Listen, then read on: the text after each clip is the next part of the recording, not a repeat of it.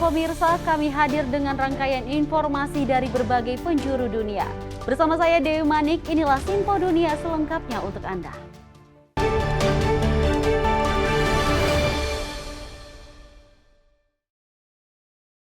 Pemirsa, informasi utama kita, perundingan gencatan senjata perang Israel-Hamas masih berlangsung. Tekanan untuk kedua belah pihak, baik Israel maupun Hamas, semakin kuat. Sementara Amerika Serikat juga mendapatkan tekanan dalam dan luar negeri.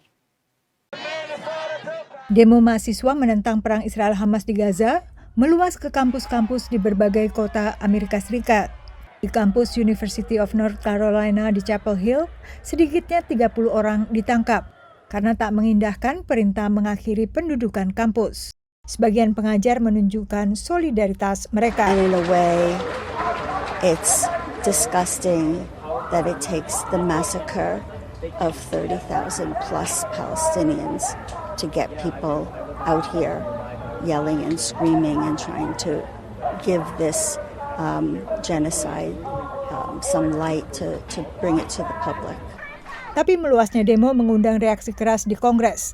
Ketua DPR Amerika Serikat Mike Johnson menuduh sebagian demonstran bertindak berlebihan, termasuk di Columbia University di New York yang mengawali gelombang demo. Worse, though, is that Columbia's choice to ignore the safety of their Jewish students and appease anti-Semites has inspired even more hate-filled protests to pop up across the country. And what we're seeing right now is people wave Hezbollah flags and Hamas flags, their homemade signs supporting what happened on October 7th. It's outrageous. Ketua DPR mengancam sanksi bagi pihak universitas, termasuk penarikan dana. Bersamaan dengan pro dan kontra secara domestik, Menteri Luar Negeri Amerika Serikat Antony Blinken kembali mengadakan diplomasi maraton di Timur Tengah, mengupayakan gencatan senjata dan pembebasan sandera oleh kelompok Hamas.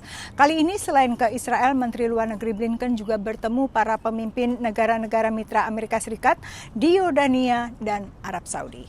Analis menilai tekanan semakin kuat bagi Amerika Serikat untuk mengupayakan resolusi konflik yang berlangsung 200 hari lebih. He has to show even more clear results. There has to be a pause in the fighting. Hostages have to be returned. There have to be visible negotiations. And he has to show that he is pushing both sides, not just one side, but both sides to the table. And so he needs results. He really needs results this summer. Posisi Amerika Serikat dipersulit dengan keinginan Israel menyerang Rafah dengan dalih untuk menghabisi Hamas. And it sounds like he's been really ready to move in to enter Rafah anyway. And the war cabinet doesn't believe they can declare victory in Gaza without attacking Rafah. But, you know, it really does seem to be more revenge-driven, not intelligence-driven. You know, they don't really know where the enemy is. Pada saat yang sama, Tiongkok mengakui telah menerima perwakilan Hamas dan Fatah membahas kemungkinan rekonsiliasi antara kedua faksi Palestina yang bertikai. Amerika Serikat dan Uni Eropa selama ini hanya berhubungan dengan Fatah yang menguasai otoritas Palestina karena Hamas dinyatakan sebagai organisasi teroris. Dari Washington DC, Yuni Salim dan tim VOA. Columbia University di New York, Amerika Serikat mengumumkan tidak akan memutus hubungan finansial dengan Israel. Meski mahasiswa telah berdemonstrasi dengan mendirikannya kemah, para mahasiswa bertekad tetap berdemo meski terancam sanksi hingga tidak dapat mengikuti wisuda. Sudah hampir 2 minggu sejak Columbia University di New York menindak pengunjuk rasa pro-Palestina yang menduduki halaman kampusnya. Presiden Columbia University hari Senin waktu AS mengumumkan bahwa dialog dengan mahasiswa yang telah berlangsung sejak minggu lalu menemukan jalan buntu. Sebuah rilis menyatakan Columbia University tidak akan memutuskan hubungan finansial dengan Israel dan menawarkan beberapa resolusi termasuk investasi pada pendidikan dan kesehatan di Gaza.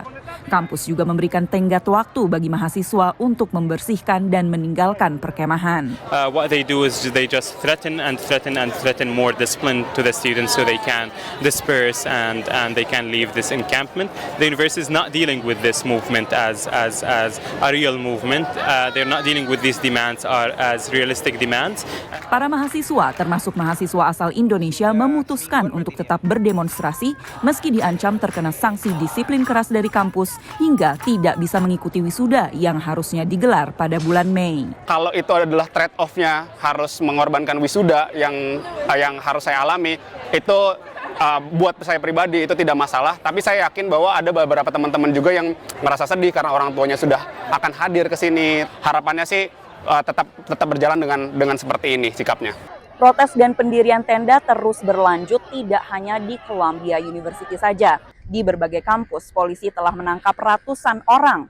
Namun hal tersebut tidak menggoyahkan kemarahan para demonstran akan dukungan AS terhadap Israel dalam perang di Gaza, serta koneksi atau hubungan kampus-kampus mereka secara akademis maupun finansial dengan Israel dan produsen senjata. Protes mahasiswa dipandang sebagai ciri demokrasi Amerika, menurut Menteri Luar Negeri AS Antony Blinken Jumat lalu. Pada saat yang sama, dia menegur para mahasiswa. It is also notable that there is silence about Hamas. Protes ini menambah ketegangan antara AS dan Israel yang merupakan sekutu dekat. Menghadapi pengunjuk rasa di negaranya sendiri, Perdana Menteri Benjamin Netanyahu awal pekan lalu berkata, demonstrasi mahasiswa Amerika mengerikan dan harus dihentikan. Anti-Semitic mobs have taken over leading universities. They call for the annihilation of Israel. They attack Jewish students. They attack Jewish faculty. Komentar Netanyahu didukung oleh para pemimpin Partai Republik yang telah memanggil pihak universitas untuk memberikan kesaksian dan menuduh mereka membiarkan kampus menjadi sarang antisemitisme. There is an appropriate time for the National Guard. We have to bring order to these campuses. Gedung Putih menolak memberikan pertimbangan dan mengatakan bahwa keputusan untuk memanggil unit Garda Nasional untuk membubarkan protes tergantung pada gubernur masing-masing negara bagian. Dari Washington DC dan New York, Valdia Baraputri, Randy Wicaksana, dan tim VOA. Pemirsa, informasi selanjutnya, negara-negara di Pasifik menjadi arena rebutan pengaruh antara Amerika Serikat dan Tiongkok. Tak terkecuali di Kepulauan Solomon yang baru saja menyelesaikan pemilu. Apalagi ini adalah pemilu pertama sejak negara itu menandatangani fakta keamanan dengan Beijing. Guadalcanal, Kepulauan Solomon, tempat pasukan sekutu unggul atas Jepang di Pasifik selama Perang Dunia Kedua. Sekarang tempat ini menjadi medan pertarungan lainnya antara partai-partai politik yang menginginkan hubungan yang lebih dekat dengan Tiongkok dan mereka yang ingin lebih dekat dengan negara-negara demokrasi barat. Di provinsi terpadat ketiga, Makira, pengamat pemilu melihat antrean panjang para pemilih. If you compare to the previous elections, the number of people turning up for vote him higher than for the previous elections. Para pemilih mengatakan bahwa mereka menginginkan lebih banyak kemajuan dalam hal akses terhadap layanan kesehatan, pendidikan, dan kesehatan perempuan. Dan mereka menyadari pemilu ini jadi pertarungan geopolitik dua kekuatan besar. Ever since we connected with China, they helped us a lot in the development. Osem ting belum bisa levan oma osem. If we go towards China or minus ave bes nogut. Hasil penghitungan suara menunjukkan bahwa Partai Perdana Menteri Manasseh Sogavare, Our Party, yang pro-Tiongkok, gagal mendapatkan kursi mayoritas, sehingga memaksa mereka untuk membentuk pemerintahan koalisi. Tapi pengamat menilai Kepulauan Solomon belum tentu menjauh dari Tiongkok. Just because Sogavare may not win the election doesn't mean that things will shift back away from China, because we simply don't know what other players within the system China is supporting. Pemilu Kepulauan Solomon ini diamati dekat oleh Tiongkok, AS, dan mitra AS Australia karena potensi dampaknya terhadap keamanan regional. Kepulauan Solomon adalah satu dari belasan negara di kawasan Pasifik. Di kawasan ini, Amerika Serikat telah mempertegas pengaruhnya dengan sejumlah negara lain, seperti Federasi Mikronesia, Kepulauan Marshall, dan juga Republik Palau. Dengan tiga negara ini, Washington memiliki kerjasama bantuan dalam kerangka Compact of Free Association atau COFA yang telah berjalan sejak 1986. Namun Tiongkok juga terus memperkuat pengaruhnya. Dalam kunjungannya ke Pasifik baru-baru ini, Menteri Luar Negeri Tiongkok Wang Yi memperingatkan agar Pasifik Selatan tidak jadi fokus persaingan AS Tiongkok. Pacific Island countries are the home of the people of this region. They are not the backyard of any major country. Namun para analis politik Amerika mengatakan bahwa kelanjutan kebijakan pro-Tiongkok Sogavare dapat menyebabkan pembatasan pergerakan kapal militer dan komersial dari Amerika dan sekutu di sekitar Kepulauan Solomon. The fact that the Chinese could have operations inside the Solomon Islands means that they would have an easier ability to surveil and to monitor U.S. and Australian and allied activity throughout the greater region. Dari Washington DC, Rio Tuasikal dan tim VOA. Informasi selanjutnya, pemirsa, Badan Pengawas Obat dan Makanan Amerika Serikat atau FDA menemukan partikel virus H5N1 atau virus flu burung pada susu sapi. Meski tetap menyatakan susu seperti ini aman dikonsumsi, penularan virus yang tadinya hanya tulari unggas ini terus dipantau pejabat medis di Amerika Serikat. Flu burung atau avian influenza tak hanya meluas antar negara bagian di Amerika Serikat, tapi belakangan juga antar spesies, bahkan di luar ayam dan unggas lain yang biasanya tertular unggas liar. There have been some recent developments with avian flu or bird flu that have raised some concerns among experts. There was an outbreak of bird flu at the Cal-Maine facility in the panhandle of Texas. There have also been some other developments that have raised some alarms, notably that this avian flu has been detected in cattle, dairy cattle, in at least 5 states, including Texas, New Mexico, Kansas. Penularan flu burung terus dipantau Pusat Pengendalian Penyakit AS CDC. Unlike COVID, which is a completely novel or new virus, avian flu is known to us. And we've been thinking about vaccines and treatment and tests for quite a number of years. But this is a new development. Cows, mammals, being a reservoir gives this virus new opportunity to change. And that's what we're watching for really closely. Has this virus changed, or is it changing?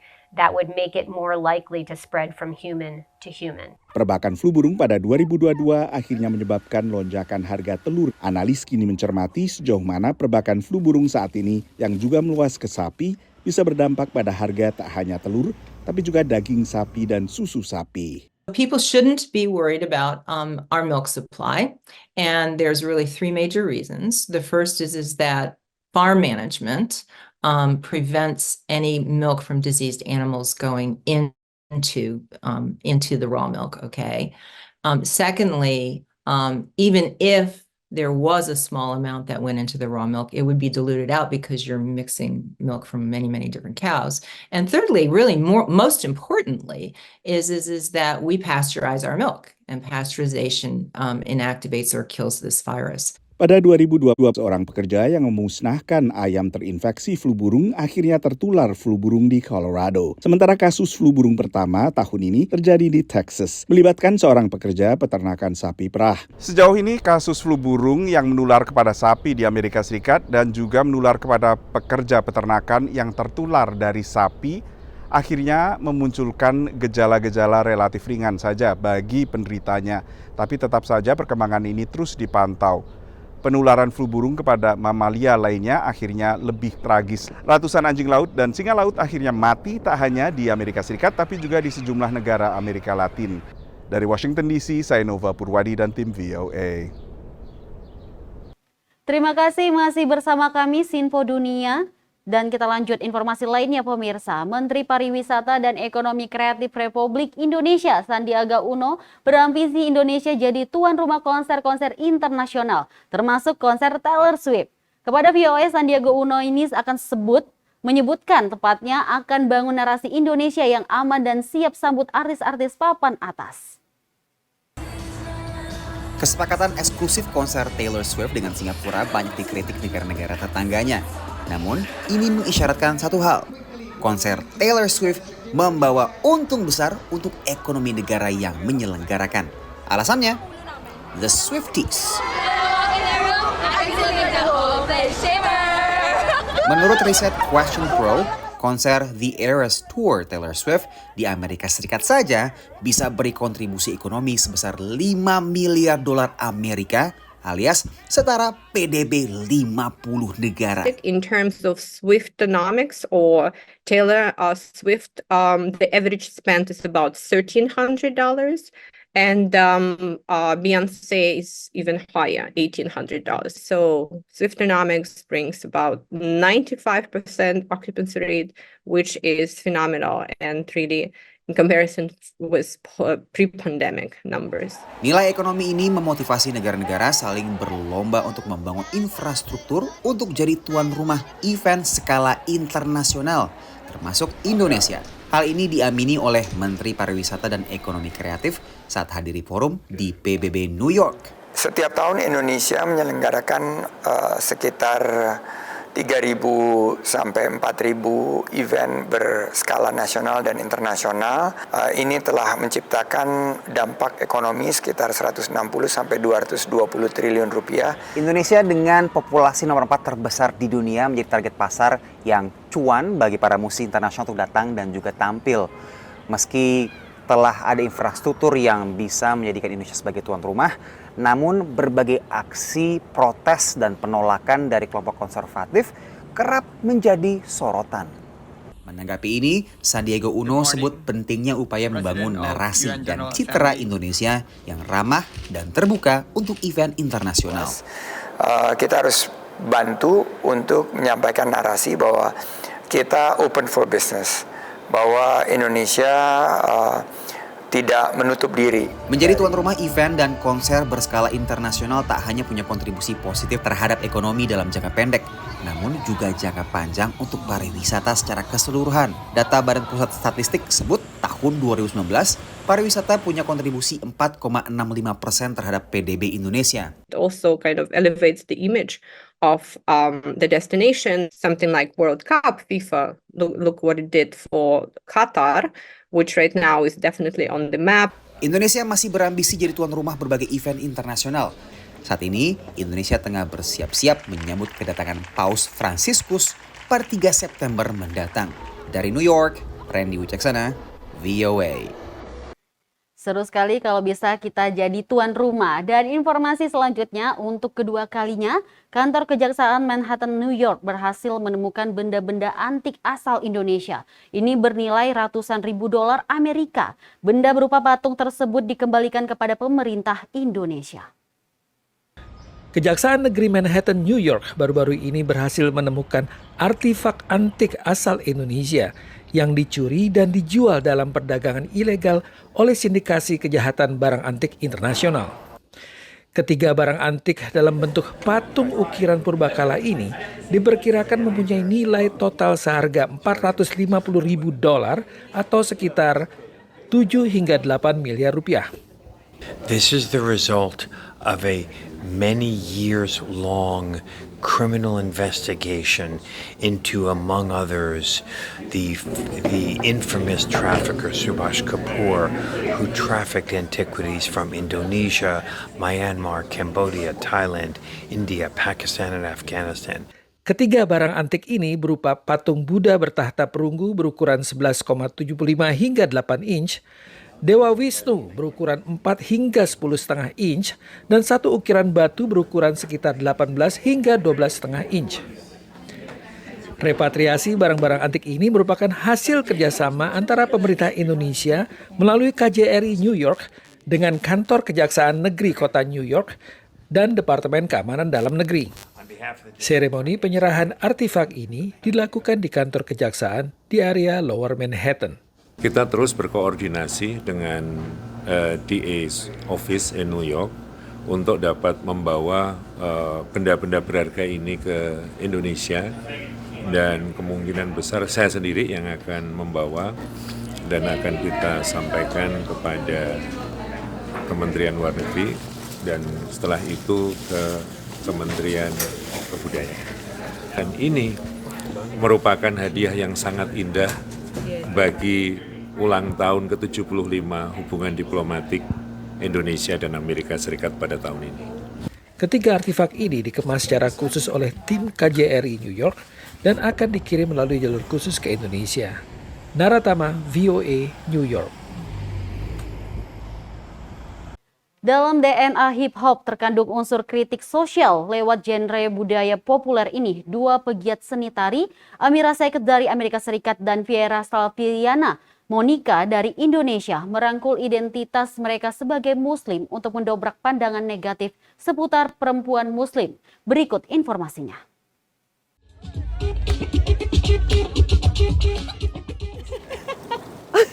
Sejak kecil, Amirah Saket jatuh hati pada hip-hop, gerakan budaya yang lahir di The Bronx, New York. Kini, ia berprofesi sebagai penari, koreografer, dan pengajar tari hip-hop. Ia bertekad patahkan stereotipe bahwa perempuan Muslim terkekang, pasif, bahkan ekstremis. I was really kind of upset by the way that Muslim women were being talked about in the media, but I didn't see us being represented. Namanya dikenal lewat koreografi grup We Are Muslim, Don't Panic. I had people who were of different faith backgrounds really come up and start to discuss like faith in a way where we could connect. Di festival hip-hop tahunan Words, Beats, and Life di Washington DC, Amirah tampil dan mengajar kelas yang pesertanya berasal dari beragam latar belakang. Not very often at all. Like I don't know if I've seen more than I can count on my hand.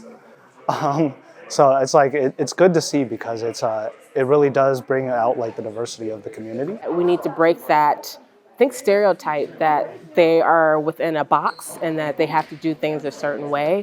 They have their own lives, they have their own goals and wants and needs. Amirah sadar tantangan yang ia hadapi tak sekedar sentimen publik terhadap agamanya, tapi juga perdebatan di komunitasnya. It just felt like full circle for me to like kind of struggle here in the US like against all of these stereotypes and then go to a Muslim country where it's also a little bit controversial but then be embraced, to be embraced by that community. Tantangan serupa dialami Viera Salasviana Monica, penari dan pengajar tari hip hop di Indonesia. Tantangannya sudut pandang keluarga dan orang sekitar aku yang mereka sebenarnya tidak mengerti apa profesiku, pekerjaanku dalam menari ini kok berhijab. Lewat media sosial, ia unjuk keahliannya. Ada yang memuji, tapi tak jarang yang mencibir. Sempat berkecil hati, kini Viera bangkit kembali. Mau ngetik bagaimanapun, mau ngecibirin komentar apapun, ya mereka punya hak. Aku ya terima kritik sarannya mereka, aku dengerin, tapi bukan berarti aku yang kayak ya bodoh amat, nggak terlalu peduli. Yang aku maksud nggak terlalu mikirin ya, karena aku hanya fokus untuk mengembangkan diri aku. Upayanya berbuah manis. Ia memenangkan sejumlah kejuaraan dan ikut serta di ajang tari internasional.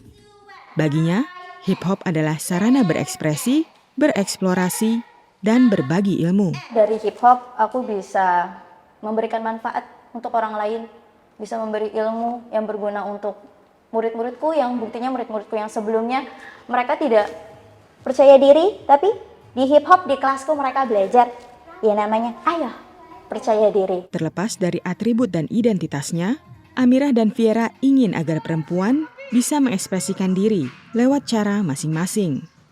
Dari Washington DC dan Jakarta, Bani Rahayu, Ahadian Utama, VOA.